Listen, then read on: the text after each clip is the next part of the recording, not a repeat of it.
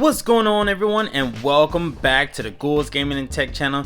Now, I know it doesn't look like much, and I know you can barely tell, but this is the iPhone 13 Pro Max. This is the iPhone 14 Pro Max. Now, I was talking to Spidey. We was having a little conference. We were having a little meeting, and he said, bruh, you have to do a comparison of these two phones because a lot of people are wondering if they have the iPhone 13 Pro Max, should they upgrade to this?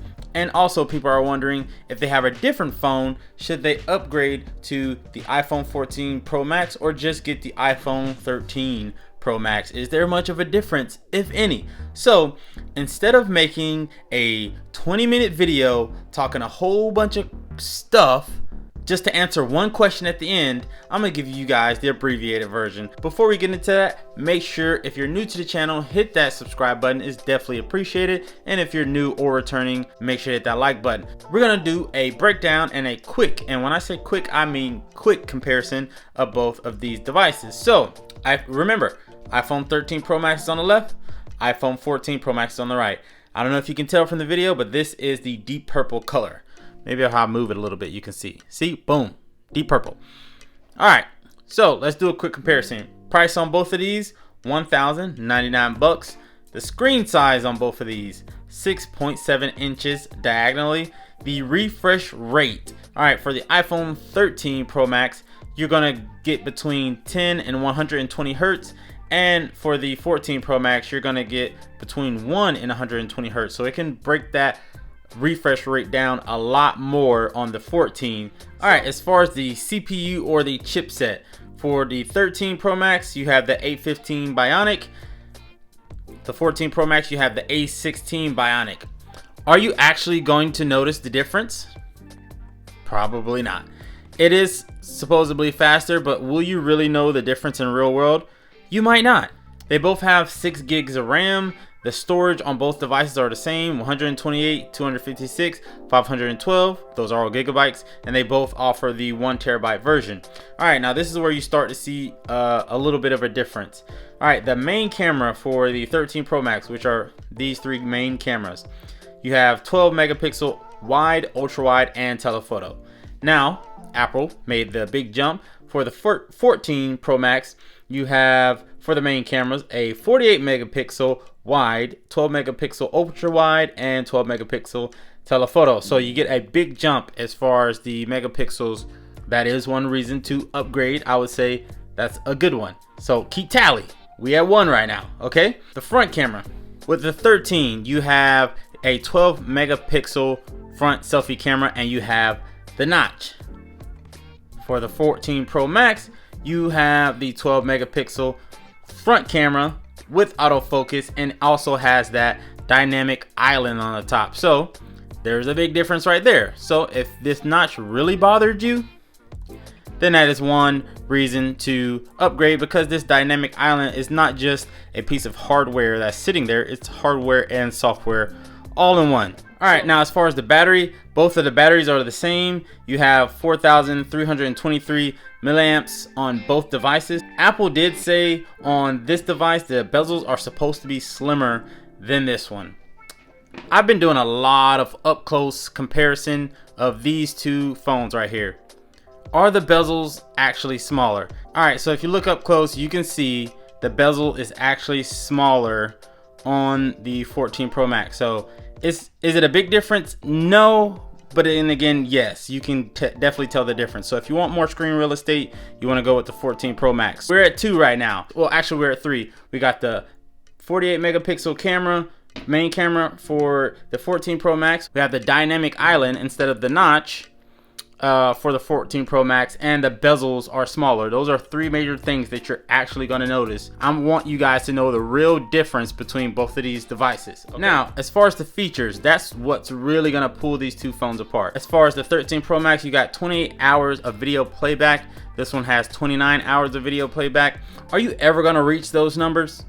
Probably not. That's kind of unrealistic for you to be, watching videos for that long. Some features that the 14 Pro Max has, this has crash detection.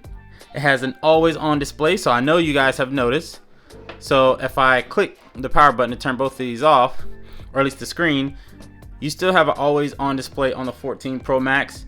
Samsung users, I know you've had this feature for years. I was a Samsung user.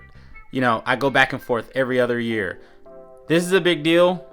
Something that people have been asking Apple for a while. Now they finally have it. It still looks like the screen's on, and I constantly look at my phone and wonder if the screen's on, but no, it just pretty much dims whatever wallpaper or lock screen you have. Even when I'm using maps, if I'm using maps, it will dim the map when that always on display screen turns on. Obviously this one doesn't have an always on display screen, so that's one drawback. So now that's 4 things that the Pro Max has that you're actually going to notice over the 13 Pro Max. Another thing that the 14 Pro Max has is action mode. Apple released a new feature in the camera. So if you're recording video, you can see right here, there is a little running guy. Hold on, let me change it. There's a little running guy right here. So if you tap it, so whenever you're running or wanting to record something that's moving at a decent pace, it will not slow down but stabilize your video. When you're bouncing up and down and it's shaking, it will keep that video as best as possible as far as like keeping a steady image on that moving target. That is a big feature, definitely for those of you guys who are active, or you have people around you who are active, or you go to a lot of sporting events, you're constantly on the move. This action mode is a big deal. The 13 Pro Max does not have that action mode. Now, as far as the resolution, it's pretty much the same. It's not a big difference, so I'm not going to get too much into the details.